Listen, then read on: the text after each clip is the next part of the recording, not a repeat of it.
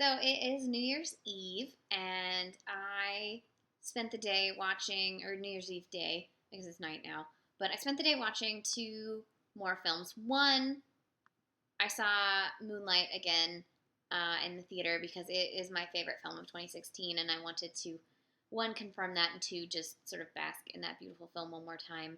And then my final film for the year, final new to me film, final 2016 film, and final film for 52 films by women. It's actually my 67th film for 52 films by women. I was hoping to do double and do 104. That did not happen. So, anyways, was Chantal Akerman's No Home movie, which is available right now on Filmstruck as part of their Chantal Akerman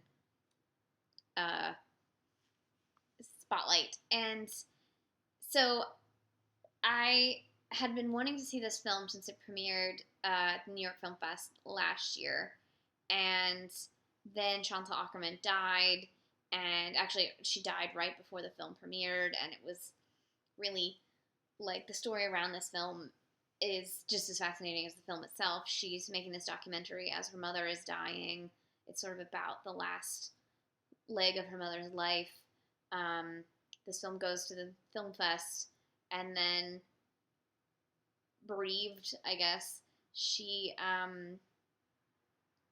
committed suicide, and it's Chantal Akerman, and it's so it's a lot. And if you're familiar with her films, this is very much like sort of a crowning achievement. Like, I can see how this would be like, this is it, we're done. Her films are very, so I'm missing a few of her documentaries that I haven't seen yet. They're on Filmstruck too, and I plan to watch them next year. But the ones I have seen, like Hotel Monterey, are very about the place and about feeling time. And she has this great quote about how she wants people to feel time. She doesn't want people to feel like their film is taking them out of time. She wants you to feel it and really live it. And the best example of that, obviously, is Jean Dielman, where it's 3 hours and you feel that 3 hours. Jean Dielman was inspired by her mother. So you get this film that takes this great inspiration that she had in her mother and her sort of very, very slow, real-time aesthetic.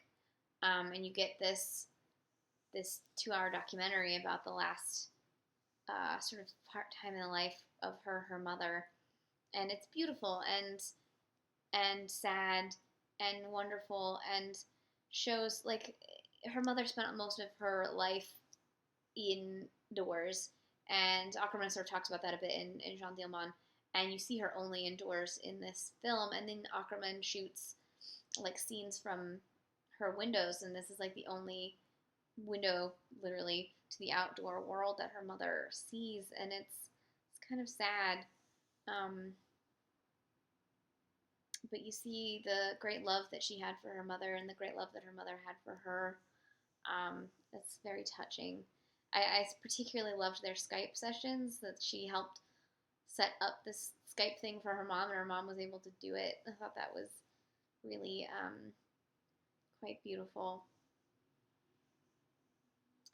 So, yeah, so it was quite a way to end in the year. This was quite a year. Had its ups, it had its downs. Some really beautiful cinema made this year, and some really just downright crap. But that's every year, you know. So I hope you found some cinema to make you happy and challenge your worldview, because I think cinema helps you see a world that maybe you won't get to experience for yourself. It'd be nice to be able to experience everything that you want to experience, but it's not realistic to think that you can do that. Not everyone can. So I'm always grateful for cinema for allowing me to see worlds and points of view, and just be with people that I wouldn't be able to otherwise. I think cinema is a beautiful thing, and I'm so grateful for it. So I hope you have a wonderful end of 2016, and here's to an even greater cinematic year in 2017.